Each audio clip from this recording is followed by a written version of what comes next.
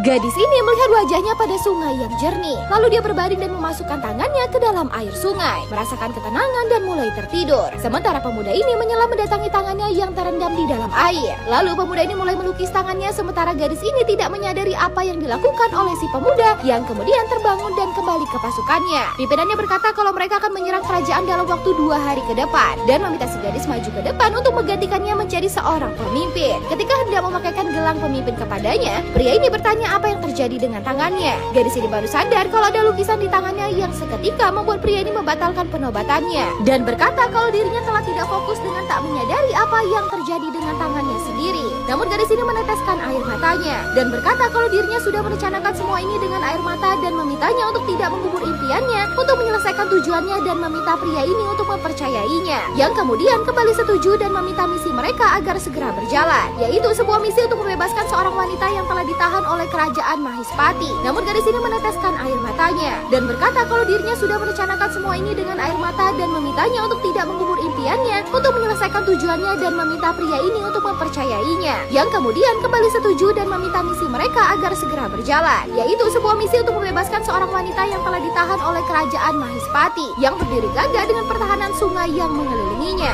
yang dengan zalim merampas semua emas rakyatnya dan juga merampas para suami mereka dan menjadikan mereka sebagai budak untuk bekerja paksa membangun kerajaan yang sekarang diisi oleh bangunan megah menjulang tinggi dan diperintah oleh seorang raja kejam yang bernama Baladeva, yang kesehariannya berlatih melawan hewan buas untuk kesenangannya, yang juga disaksikan oleh ayahnya yang mengatakan kalau anaknya 10 kali lebih kuat dari binatang di dalam sana. Dan kemudian muncullah seekor banteng ganas yang siap untuk menerjangnya, yang dengan cepat banteng ini maju menyerang, namun dengan kedua tangannya raja ini menahan tanduknya, sementara banteng ini terus saja mendorongnya dengan kuat. Setelah berhasil menahannya, raja ini mendorong banteng tersebut dengan sekuat tenaga dan berhasil membuatnya mundur, lalu mencoba menjatuhkannya, kemudian memegang hidung banteng tersebut dan berhasil menggulingkannya.